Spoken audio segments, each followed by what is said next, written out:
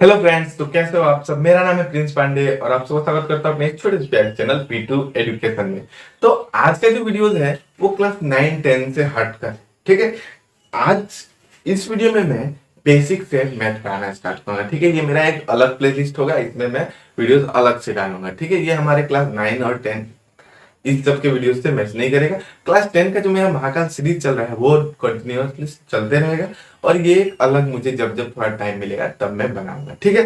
तो आज के वीडियो में हम लोग क्या पढ़ेंगे, बेसिक से मैथ, ठीक है। बेसिक से क्या पढ़ेंगे, मैथ्स पढ़ेंगे, मैथ्स, ठीक है। और ये मैथ जो है बेसिक से पढ़ेंगे और ये मैथ मैं किसी के डिमांड पे बना रहा हूँ, ठीक है। ये मैथ से कर रहा हूँ, किसी के डिमांड पे बना रहा हूँ। मुझसे उसने डिमांड किया है कि मुझे मैथ पढ़ाओ बेसिक से, ठीक है। तो मैं वही करूंगा। तो सबसे पहले हम नंबर्स के बारे में जानेंगे, ठीक है। नंबर्स के बारे में जानेंगे। तो नंबर्स के बारे में आज इस वीडियो में, मैं वीडियो ज्यादा बड़ा बड़ा नहीं करूंगा, छोटा छोटा करके बनाऊंगा, क्योंकि ये मैं थोड़ा सा टाइम निकाल के फटाफट बना रहा हूँ, ठीक है। तो सबसे पहले हम जानेंगे रियल नंबर के बारे में, ठीक है। रियल नंबर, ठीक है। रियल यानी कि वास्तविक संख्या, वास्तविक संख्या, ठीक है। वास्तविक संख्या, तो रियल नंबर वास्तविक संख्या, इसके बारे में जानेंगे। तो वास्तविक संख्या क्या होता है।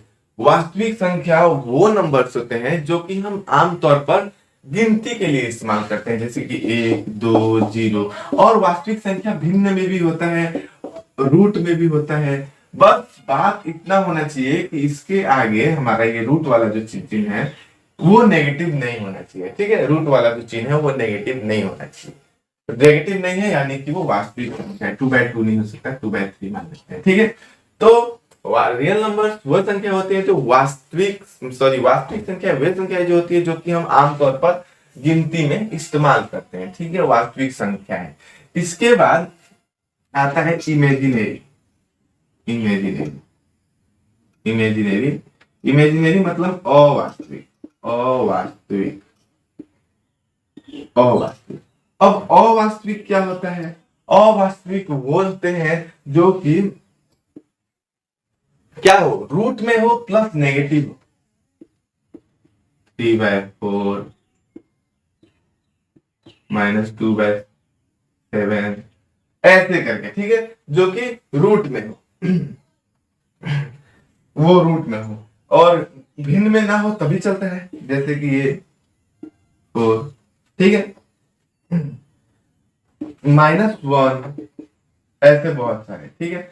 तो ये क्या है, ये इमेजिनरी नंबर है जो कि रूट में नेगेटिव, ठीक है, ऋणात्मक, ठीक है। वर्ग, इसको वर्ग बोलते हैं, वर्ग में ऋणात्मक, ठीक है। तो वो हो गया हमारा इमेजिनरी, अवास्तविक संख्या।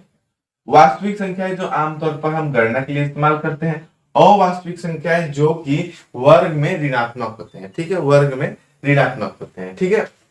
इसके बाद हमें क्या पढ़ना है, यदि किसी संख्या का वर्ग एक ऋणात्मक संख्या हो तो बनी संख्या वैसी संख्या अवास्तविक कहलाती है, ठीक है, जो मैंने बताया वही। पर यहाँ पे और एक हमें संख्या पढ़ना है, वास्तविक और अवास्तविक से हटकर एक हमारा नंबर होता है सम्मिश्र, जिसे कि हम कहते हैं कॉम्प्लेक्स नंबर, ठीक है।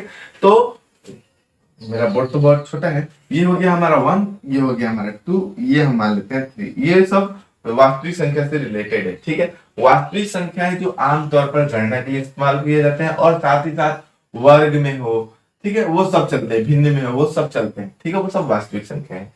इमेजिनरी अवास्तविक संख्या है वो हो जो वर्ग में हो और वो ऋणात्मक, ठीक है, तो वो हो गया अवास्तविक संख्या। और एक आता है हमारा सौमित्र, सौमित्र जिसे कहते हैं कॉम्प्लेक्स नंबर।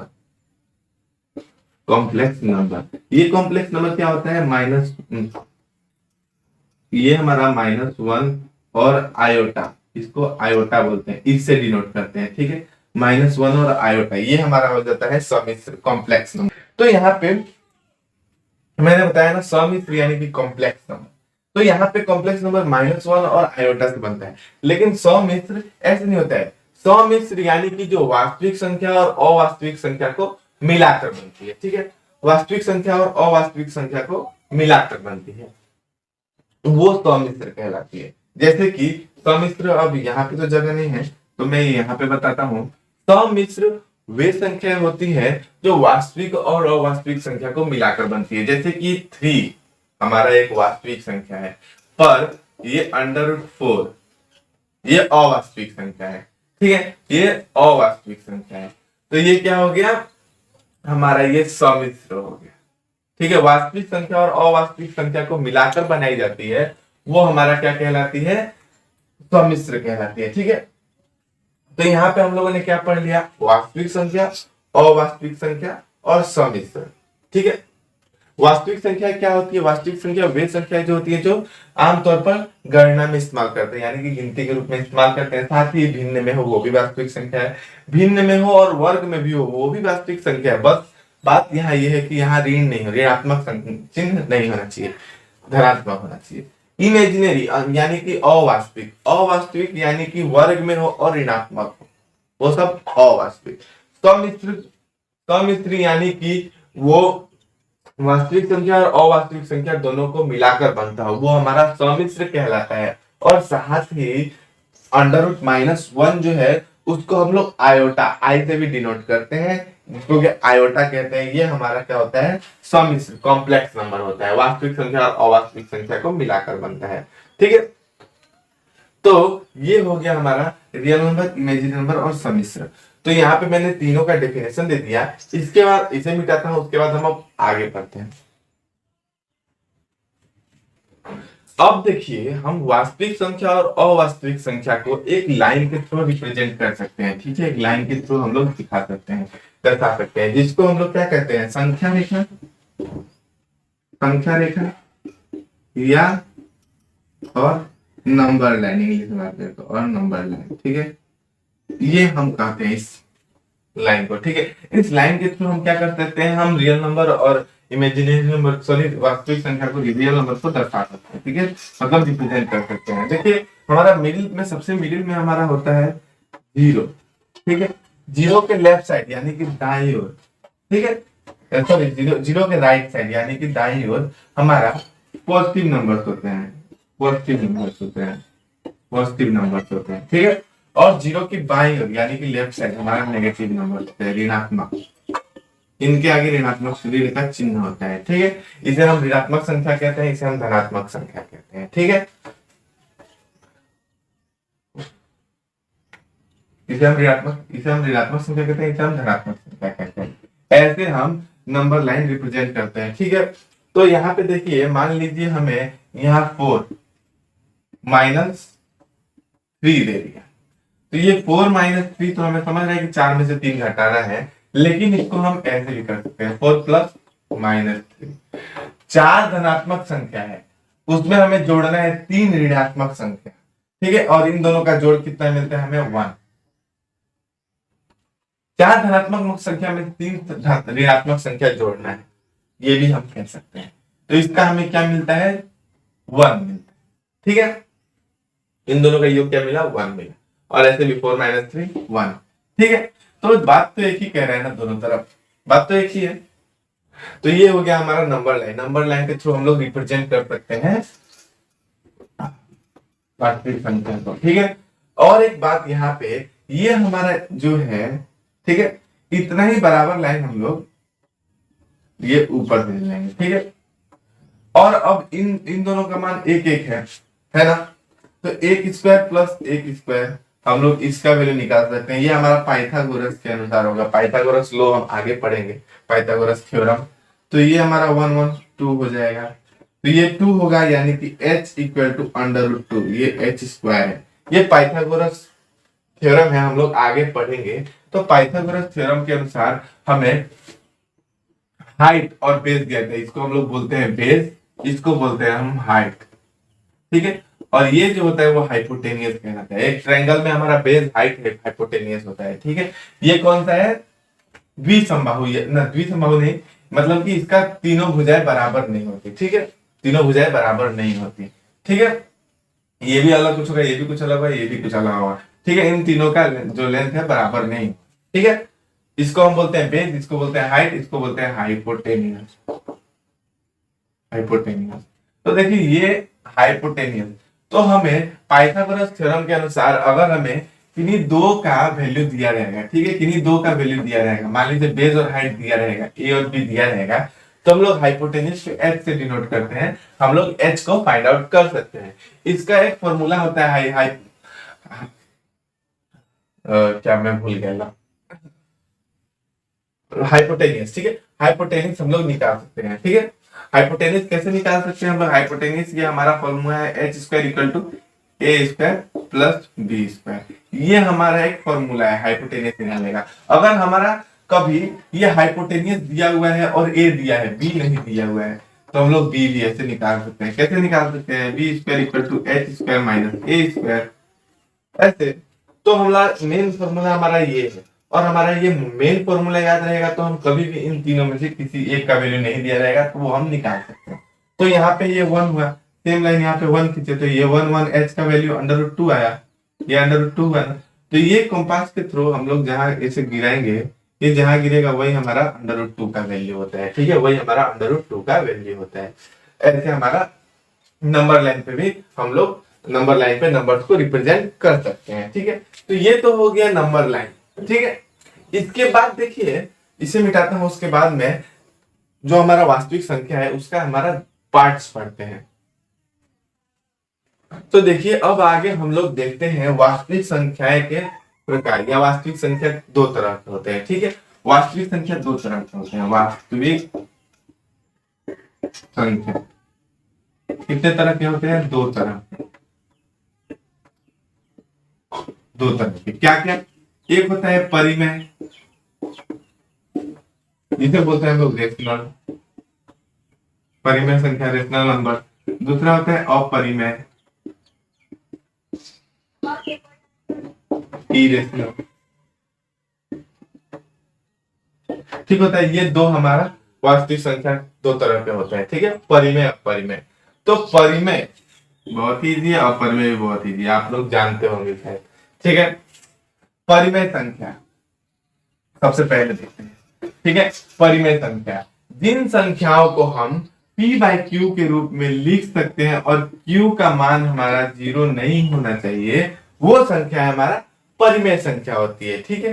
रेशनल नंबर होते हैं, जिन संख्याओं को हम p बाई क्यू के फॉर्म में लिख सकते हैं, जिन नंबर्स को हम p बाई क्यू के फॉर्म में लिख सकते हैं, वो हमारा रेशनल नंबर होता है और q का वैल्यू जीरो नहीं होता, जैसे 2/3, 4, 6, 8/3, ये सारा हमारा रेशनल नंबर है, ठीक है। ये सारे हमारे क्या है? रेशनल नंबर है, ठीक है। ये 4 और 6 भी रेशनल नंबर होगा, क्योंकि 4 के नीचे 1 लगा सकते हैं, 6 के नीचे 1 लगा सकते हैं। तो टोटल नंबर्स जो है वो हमारा रेशनल नंबर है, ठीक है। टोटल नंबर जो है वो हमारा रेशनल नंबर है, और साथ ही साथ हम लोग फ्रैक्शन में भी रेशनल नंबर लिख सकते हैं, ठीक है। तो ये हो गया हमारा परिमेय संख्या, p बाई क्यू के फॉर्म में लिख सकते हैं और q का वैल्यू जीरो नहीं होना चाहिए, वो परिमेय संख्या होती है, ठीक है। इसके बाद अब देखते हैं अपरिमेय।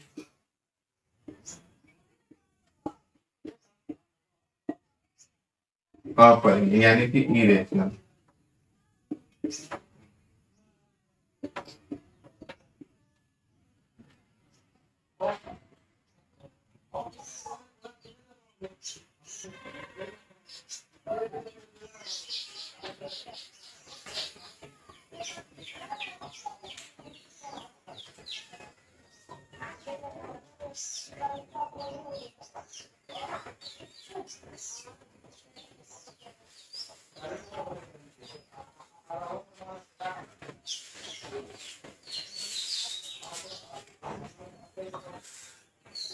तो चलिए अब हम लोग देखते हैं अपरिमेय, ठीक है। अपरिमेय संख्या क्या होता है? अपरिमेय संख्या ठीक परिमेय का अपोजिट होता है, इसको p बाई क्यू के फॉर्म में नहीं लिख सकते और q का वैल्यू जीरो नहीं होना चाहिए, ये चीज हमारा परिमेय संख्या कंडीशन है, और इस कंडीशन में वो नहीं होता है, ठीक है। p बाई क्यू के रूप में नहीं लिख सकते, ठीक है। अपरिमेय संख्या वो होता है जिसको p बाई क्यू के रूप में नहीं लिख सकते। और इसका एक एग्जांपल और एक इसका उदाहरण, सॉरी, इसका और एक परिभाषा होता है, जिन संख्याओं का वर्ग जो है, वर्ग ठीक ठीक नहीं निकलता है, ठीक ठीक नहीं निकलता है, ठीक ठीक नहीं निकलता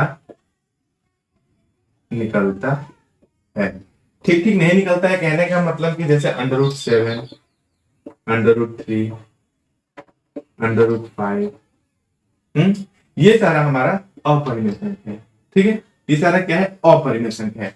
मतलब कि ये ठीक ठीक न निकलने का मतलब कि इनका जब वर्ग से, इनको जब वर्ग से निकालते हैं तो ये पॉइंट में, दशमलव में आते हैं, लेकिन ये क्या होता है, ये कभी खत्म नहीं होता। ठीक है, यहाँ ये आगे चलते रहता है, कभी खत्म नहीं होगा। ठीक है, तो ये जो कभी खत्म नहीं होगा ये हमारा अशांत हो गया। ठीक है, ये कभी खत्म नहीं होगा और इनका जो नंबर से बार बार अलग अलग है। ठीक है, बार बार अलग अलग आए तो ये हमारा अपरिमेय होता है। ठीक है, दशमलव के बाद ये शांत नहीं हुआ और जो नंबर थे वो भी अलग अलग, तो ये हमारा अपरिमेय हो जाता है। ठीक है, ठीक ठीक ना निकालना, ये क्या होता है, अपरिमेय हो जाता है। तो हो गया यहाँ पे परिमेय अपरिमेय। अब यहाँ पे रूट में रहने का मतलब अपरिमेय नहीं होता, रूट में रहेगा तभी भी परिमेय होगा। बात यहाँ ये है कि अच्छे से इसका वर्ग ना निकालना है। ठीक है, मतलब कि ये दशमलव के बाद खत्म नहीं होता है, आगे चलते रहते हैं। अब परिमेय संख्या अगर रूट में हो तो रूट में हो तभी वो परिमेय संख्या हो सकती है, जैसे √4 परिमेय संख्या, इसका 2 निकल जाता है। ठीक है, -3 ये भी परिमेय संख्या है। दशमलव की बात करें तो 2.3 ये भी परिमेय संख्या है, 4.9 ये भी परिमेय संख्या है, 8.21 ये भी परिमेय संख्या है दशमलव में होने के बाद भी, क्योंकि ये 2.3 3 के बाद खत्म हो जा रहा है, 4.9 9 के बाद आगे इसका कुछ नहीं आ रहा है, खत्म हो जा रहा है, 8.21 ये भी परिमेय संख्या के बाद खत्म हो जा रहा है। ठीक है, और एक परिमेय संख्या हो सकता है हमारा 8.2222 सेम थिंग आता है। ठीक है, तो ये भी हमारा 8.21 ये भी हमारा परिमेय संख्या। तो यहाँ पे हम लोग परिमेय और अपरिमेय संख्या जानेंगे। ठीक है, जिसको भी rational number, irrational number English में कहते हैं। तो परिमेय संख्या, अपरिमेय संख्या, रेशनल नंबर, इरेशनल नंबर आप लोग जान। तो मैं उम्मीद करता हूँ कि आप लोगों को वास्तविक संख्या, अवास्तविक संख्या, सम्मिश्र संख्या यानी कि real number, imaginary number, complex number, साथ ही साथ हम लोग जो रेशनल नंबर पढ़े, इरेशनल नंबर पढ़े और नंबर लाइन, ये सब समझ आया होगा। तो अभी के लिए इस वीडियो को मैं यहीं पे खत्म करता हूँ और आगे हम अगले वीडियो में पढ़ेंगे। थैंक यू, धन्यवाद, जय हिंद।